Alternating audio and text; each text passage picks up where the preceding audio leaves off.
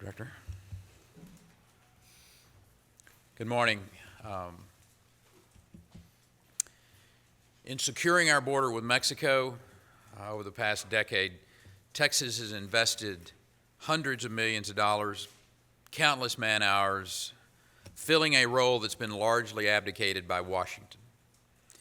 We've done this because it is our responsibility to protect the lives and the property of Texans from criminal activity that is enabled by the lax border security. That's why when faced with a flood of illegal immigration last summer that left the hardworking men and women of the Border Patrol overwhelmed and unprepared, we initiated a surge of our DPS personnel, including the Texas Ranger Recon teams, our Parks and Wildlife wardens. And then I ordered the deployment of up to 1,000 Texas National Guardsmen to bolster our law enforcement presence.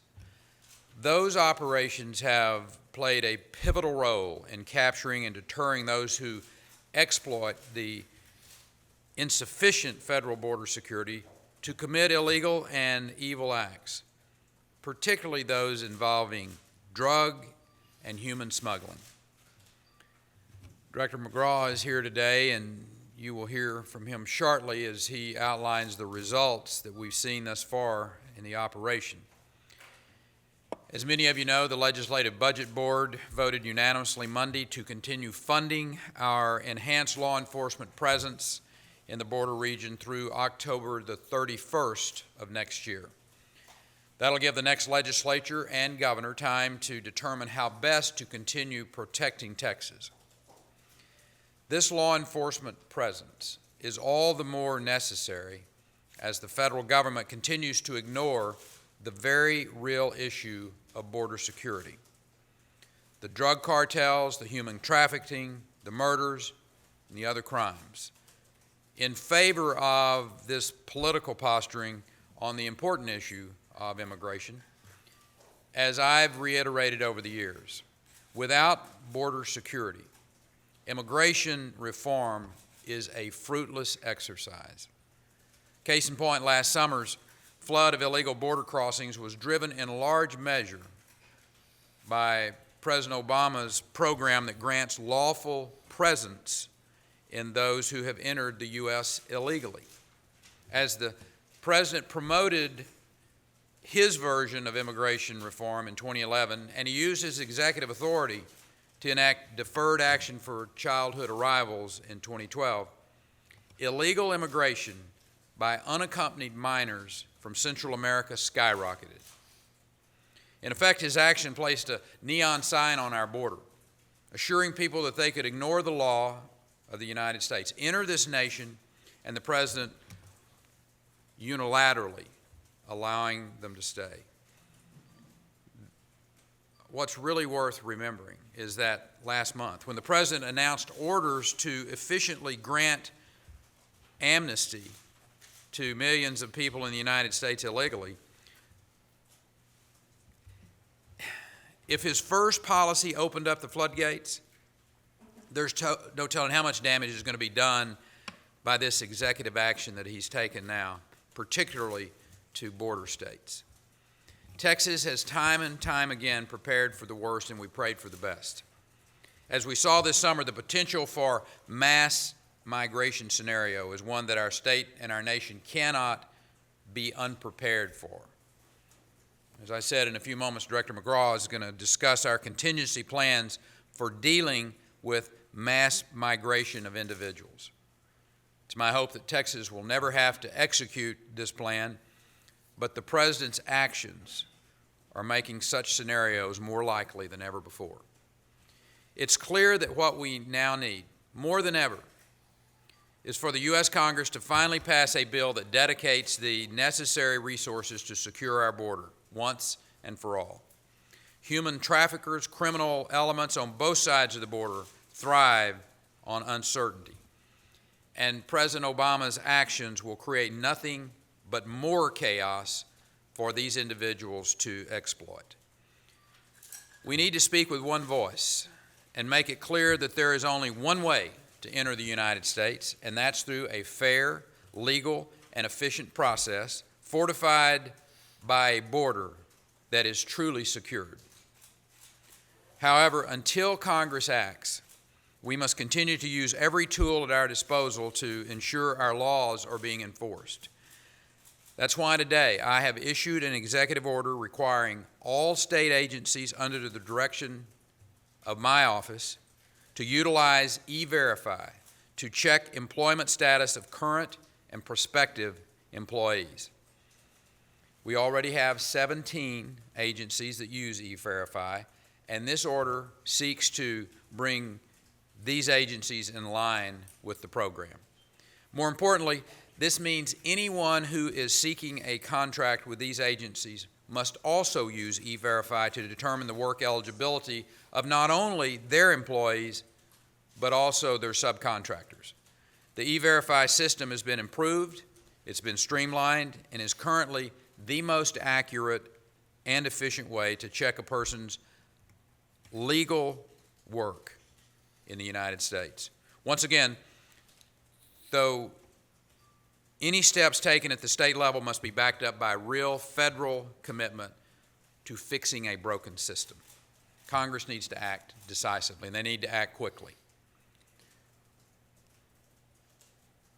I want to ask Steve McGraw to just share with us what that they are seeing on the border and some of the results of what our engagement along the border with Mexico has produced over the course of the last 4 or 5 months. Director? Thank you, Governor. Thank you. As you mentioned, an unsecured border with Texas and Mexico, has consequences. One of the consequences, and probably the most insidious consequence, is the proliferation of organized crime throughout the state, and nation for that matter.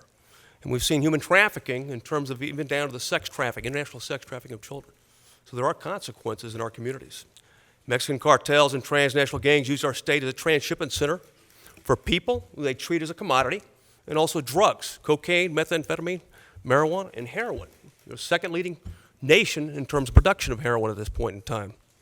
They also commit a variety of heinous crimes in Texas, including homicides and contract killings, sexual assaults, kidnappings, and extortions. We also know that these same vile criminals are using terror tactics in Mexico, murdering Mexican police, military officials, priests, politicians, journalists, and tens of thousands of Mexican citizens, torturing or decapitating them and their victims, all to instill terror in their victims. These ruthless and relentless enemies are threats to the national security of our nation, and certainly to the domestic security of Mexico. Time again, the state of Texas has proven that when we boost our patrol capabilities and coordinate around the clock marine, air, and ground operations with our local law enforcement partners, our state law enforcement partners, our federal law enforcement partners, in particular, the brave men and women of the Border Patrol, we substantially obstruct the Mexican cartel's ability to operate. It's difficult for them to move. They're motivated by profit. And when you're in their way, it shuts them down. And keep in mind, human trafficking and human smuggling is very profitable for the Mexican cartels, highly profitable. Now, since being directed by you, Governor, and the state leadership to conduct 24/7 saturation patrols in the Rio Grande Valley, an effort dubbed Operation Strong Safety, our coordinated air, water, and ground patrols with our local, state, and federal partners have significantly curtailed the ability of criminal organizations to smuggle drugs and humans across the border. Operation Strong Safety is having a clear impact, including a deterrent effect on border crossings, with illegal alien apprehensions declining dramatically in the area of operation since the start of the operation. I mean, it's important to note in 2011 is dramatically increased. We saw 112,000 apprehensions in 2011 across Texas borders. It increased, to 166 by 446%. The following year was 2012, and of course another 48% up to 242,000 in 2013. Right now, calendar year, in terms of Texas, 2014 calendar year, across our border, there's been 294,000, apprehensions across our borders.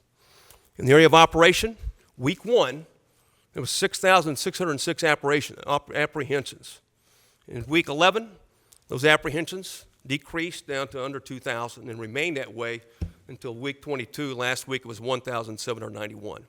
And the reason that happened is not because we were doing less, we were actually doing more. Our detection posture, our interdiction posture was vastly increased with the resources provided. And yet the numbers dropped. Again, it's a business of profit. As you mentioned, Governor, the state's mass migration contingency plan has been updated in the event of a substantial wave of individuals pour across the Texas-Mexico border. We have no specific or credible information that that's going to happen anytime soon. But as the governor noted, we've got to be prepared. And there's even, for a number of reasons that you have to be prepared for this. And we saw what happens when you're not prepared for it with just children come across. And now, following the direction of you, Governor, Lieutenant Governor, and Speaker of the House, the Texas Department of Public Safety will continue to work alongside the Texas Military Forces, Texas Parks and Wildlife, or game wardens, and local, state, and federal partners through August 2015 in an effort to combating Mexican cartels and other criminal activities in the border region through Operation Strong Safety. Moreover, as the public safety threats evolve and the criminal operatives adjust, I can assure you that we will continue to adjust and match it. Now, this is an enemy that sent thousands of scouts at us and covered, for our troopers, our agents, and our Texas Rangers. They've got lots of money, a lot of resources, and they dedicate it to it. This money that's been provided that will enable us to leverage technology, including 4,000 cameras through Operation Drawbridge. You see a couple of photographs right here. The bottom line is that you can secure the border, but you got two things that have to happen. One, you have to have a detection posture that's capable of identifying every smuggling event between the ports of entry, and we have to match it with an interdiction rate that's supported by resources on the water, in the air, and certainly interdiction teams on the ground. And so this, what we're talking about right now with these additional funds, we're moving from a reactive strategy that's built on deterrence that results in interdictions. We're moving towards an interdiction strategy that's proactive that results in deterrences. Texans have a right to live in their communities free from harm and fear of danger from the Mexican cartels, violent gangs, and other threats directly related to an unsecured border with Mexico. And Texans will not tolerate the proliferation of organized crime throughout the state. And with it, ton quantities of cocaine, methamphetamine, heroin, and marijuana, and the sex trafficking of young women and children. We'll continue working with our local and state federal partners to carry out our mission in protecting and serving the people of Texas. Thank you, Governor. Director McGraw, thank you. We'll be taking your questions now. Governor, clarification, you said this money will extend the operation to October or August? August 31st. Governor, in 2010, In- you said E-Verify would have made a Philippines difference in America today. Right. What's the difference now, 4 years later? Well, they changed the program. They've improved the program, and in a number of ways that it did. As a matter of fact, we put it into place, I think, in 2011, because they had started making some improvements, and hopefully, some of the recommendations that came from across the country, they listened to and they mattered, and it now is a program that we think works, and it's the reason we ask all these state agencies to be engaged with it. Governor Perry, are you going to direct DPS to produce some actual data to show, first of all, that the border is insecure, and secondly, that any of the measures you've taken at great cost to the taxpayers have made it more secure? The numbers that were used in July were not pertinent to illegal crossings of the border with Texas, and so far we've, at the El Paso Times, been asking for that data, and we've gotten none. I stand by Steve's numbers, and if you have an issue with that, you can certainly bring them forward. But we have seen clearly that the apprehensions have gone down substantially. And those apprehensions are by DPS or by Border Patrol? By everyone working together. Yeah, The whole point of Operation Strong Safety is leveraging a team approach to coordinate unified ground, air, and marine operations. That's exactly what's happening. Listen, I think that it's pretty powerful numbers when we, since I think calendar year, 120-something million worth of drugs have been apprehended coming into this state. One of the things in terms of Operation Strong Safety. And my point that I want to make to you and to the people of the state of Texas, and for that matter, the country, is that what we are doing is making this country safer. When I have in other states a sheriff or a district attorney comes up to me and says, Governor, we really appreciate what you're doing to help secure the border, because we're having to spend substantial amounts of money in our county, and this happened to be in New Hampshire, a sheriff and a district attorney who both said, we're spending money because individuals who have come into this country illegally from Mexico were committing crimes in their jurisdiction. So, this isn't just a Texas issue. And I think Texans are very supportive of what we're doing. And again, I'm very comfortable with the numbers that we're seeing and the interdiction numbers that we're seeing.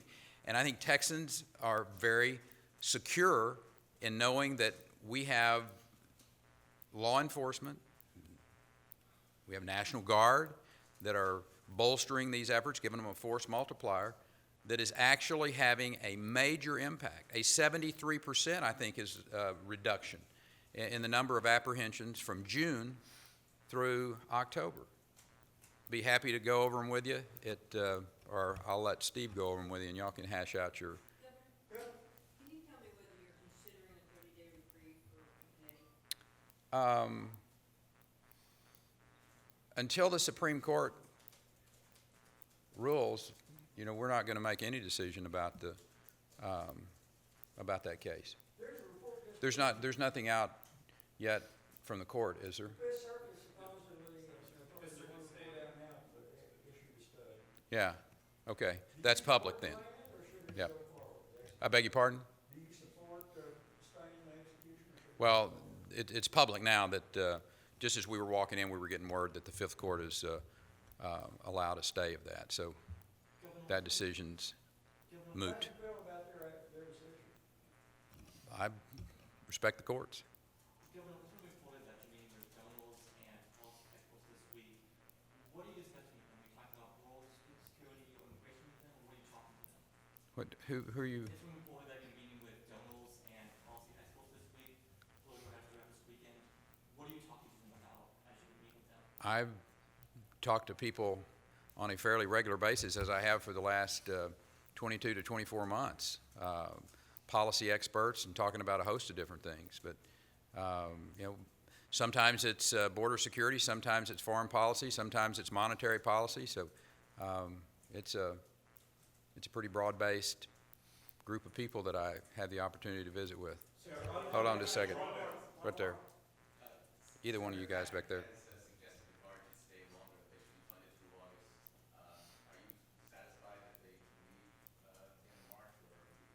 Well, I would have liked for the Guard to have stayed longer. One of the reasons we got what we could get. So the next legislature and the governor and lieutenant governor will have the opportunity to make that. Certainly, I think that the security of that border and using the resources that we have in place is important.